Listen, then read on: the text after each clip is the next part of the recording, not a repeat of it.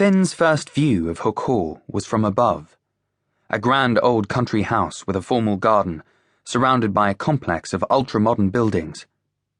Outside the largest of these buildings, as they came into land, Finn could see a clutch of officials and lab-coated scientists drawn towards the spot like ants to a dropped ice cream. Al took off his helmet as they touched down and indicated Finn should do the same. "We are still on holiday until I say so, okay?" "If you say so," Finn yelled back, still numb with exhilaration from the short flight and having already decided to just go with the bewildering flow. He stepped off the aircraft after Al and stumbled self-consciously through the rotor wash, half deaf, towards the small welcoming committee. A shortish, fattish old man was first to greet them, overwhelmed apparently to be meeting Dr. Allenby, an honor. Professor Channing, I reviewed your paper on anticoncentric kinesthesis. "Wonderful. This is Finn," said Al. "Hi," said Finn. "Is the resort this way?" Al asked. Said the professor, confused. Huge road transporters, packed with equipment, were lined up outside the large building, waiting to go through its hangar-sized doors. "What an unusual hotel. Is there room service?" said Al.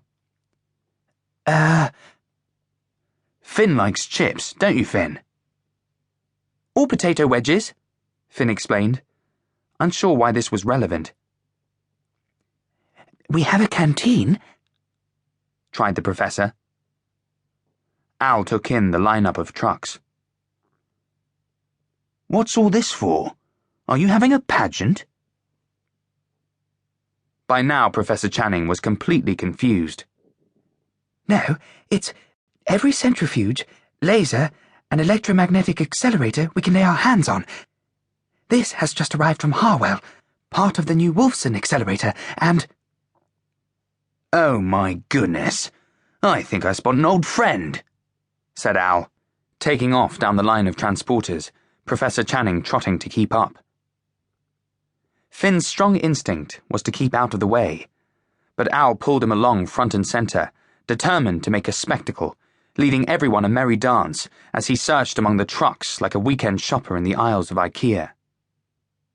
As they entered the central field analysis chamber, Finn felt like they were entering a game, the facility level of a first-person shooter. Concrete industrial construction, glass control booths, steel gantries, and outsized scientific equipment, an outlandish vision of a not-too-distant future. The big difference here was that real human security personnel carried real guns, large, heavy, and scary. "Aha!" Al cried. "It's you, fatty!" Al seemed to be addressing a large vehicle, but as they came round it, Finn saw what was inside. Huge quarter sections of a giant metal donut, each the size of a cottage, were being maneuvered off the transporter by an outsized forklift. A freak show mirror of perfect polished steel on the inside, a mess of hydraulics and wiring on the outside, featuring domestic plumbing and gaffer tape. A dazzling piece of engineering that looked like it had been knocked together in a shed. Very Uncle Al. Finn caught his distorted reflection on the perfect inner surface, and remembered a night at home the year before when Al had appeared unexpectedly on the doorstep to demand toad-in-the-mustard hole from Grandma, the family comfort food. He had sworn and ranted at the table, saying, "They've mugged me! And they've press-ganged Fatty!" There was little indication who they or Fatty were, but a general hatred and distrust of anyone